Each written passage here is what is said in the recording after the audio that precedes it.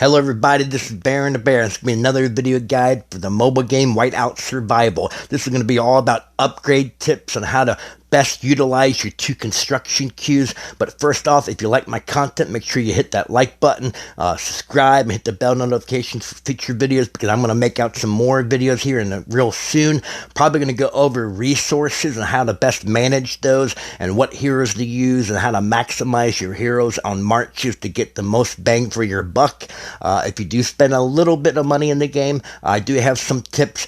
Make sure you check out those pinned comments. I put a lot of helpful links in there. I will have a link to their Discord site and their Facebook. Check out those. I will be referencing a certain picture towards the end of this video that I highly recommend you checking out their Discord site and downloading it yourself. A lot of great supporters in this game on their Discord, and any kind of appreciation to give those guys, that would be a big help for them. Anyway, we're going to get into this video.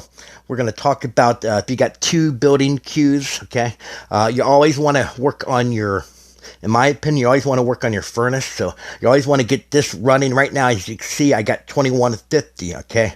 Now, if you haven't bought a construction queue for 1,000 gems yet, or the pack, you could always look here. I'm going to go over here. If you click on my second one here, I got 4 minutes upgrade. But for some reason, if I click this and I don't have anything, let's say if only my furnace only needs to be upgraded, and you got 21 hours, do not buy another second construction queue, okay? Save those gems for this to go out. Once you level this up, and if you can you'll be able to build 2 buildings at that time, then purchase that second queue for 1,000 gems. That's a good tip.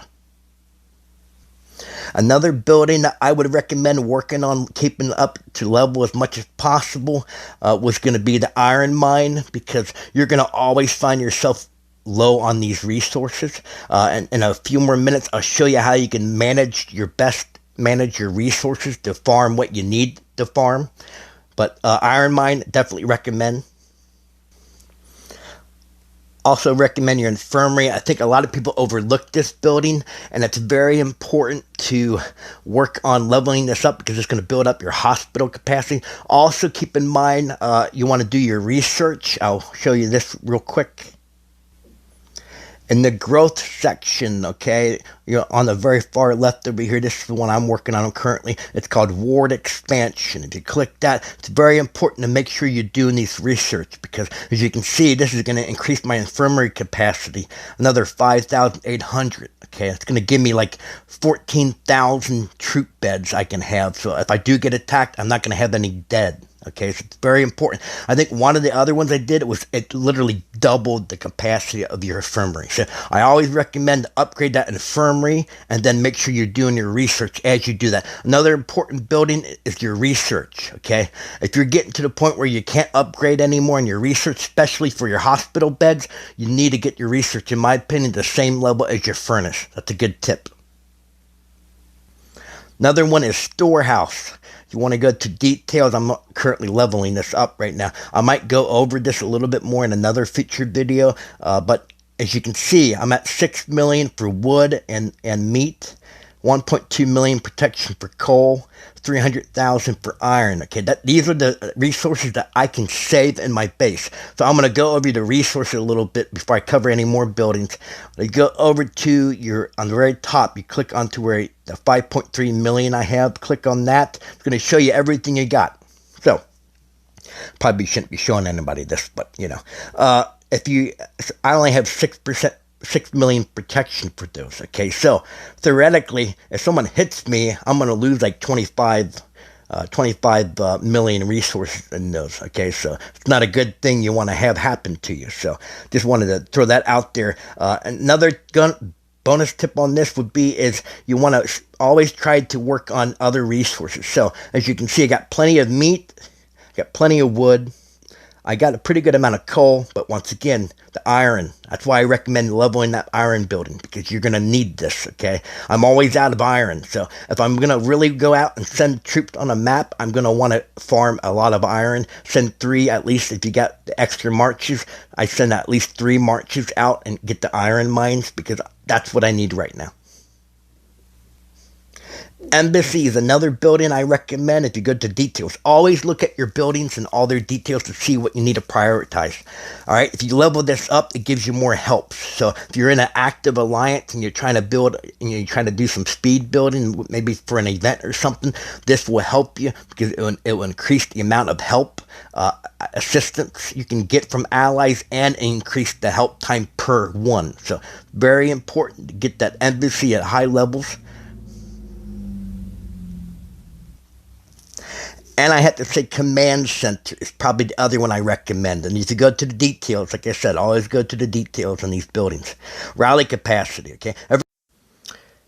Okay, I just wanted to quickly stop time for a moment to explain an error I just made. Rally capacity. What that means is not the amount of players, okay? The important thing to understand about the amount of players you can get into your rallies is going to be based on your alliance tech of your alliance. So I always recommend to get into a really good alliance because that's going to help you get more people in your rallies. I might make a video here in the future about alliances, but it's very important to understand rally capacity is about the total troops that's allowed into your rally. So the more troops you can get into a rally, the bigger targets you can have to go out and attack certain targets on the map, PvE, PvP, and also it will help reduce the wounded because you'll have more people, more troops to do more damage to prevent. Also recommend always using a high troop level, the highest tier troops you can. If you can fit them all into your rallies, it's going to save you on healing. So this is just bonus tip there. Hope that helped. Every time you level this up, this is going to increase when you lead a rally. It's going to increase the amount of people that can get into those rallies so you can do those higher level mobs on the map, okay? If you want to do this level 3 cave lions and whatnot, you're going to have to get a higher capacity for more people to join your rally. Also, it will increase your troop deployment capacity. I'll get another almost 3,000 more. So what that will do is it will increase your own size of your march. You'll be able to not only farm more resources on the map with your different marches, but it will enable you to attack higher beasts on the map and everything. So command center is definitely an important one. Okay, now I'm gonna go and show you this picture that's going to help you see where you need to focus on to level up your furnace, and then I'll give you some bonus tips on what levels you want your furnace at. Okay, feel free to screenshot this if you want to, see this. Basically, it would tell you what you need to get every level of your furnace up all the way to level 30. So this is very helpful. Screenshot that. Also, we'll put a link for their Discord in my pinned comment. Check out that site and go to their guides submission channel, and you'll get that. You can download it at there if you want to.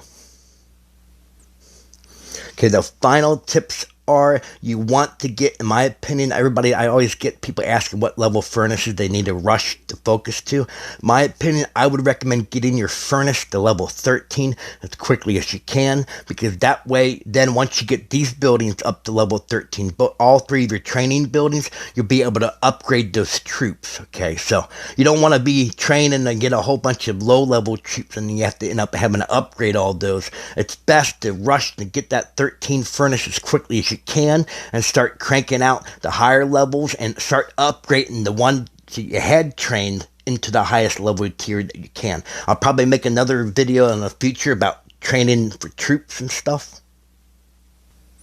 One last tip, go to your if you get your upgrade your furnace to level 15, okay, that will enable you to do, if you go to the very bottom, that little, I got a 4 next to it, little notepad, paper, you go to the very end one. Right now, you can see I got mystery badges, okay?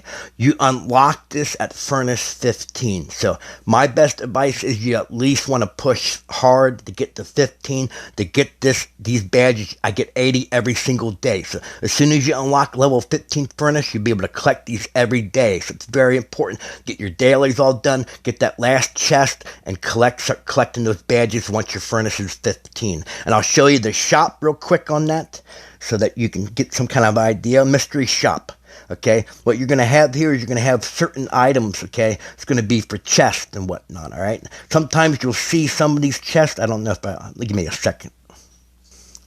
Sometimes you'll see a chest that's got like a little 2 symbol on it. That's for Season 2. The rest of them will be Season 1. It's very important to start collecting those mystery badges because you need these type of chests here for gear for your heroes. So it's very important to start to get that 15 furnace, in my opinion. Anyway, that's it. I think, like once again, make sure you like and subscribe. Hit the bell notifications for future content. I hope this video helped, and I'll talk to you guys later.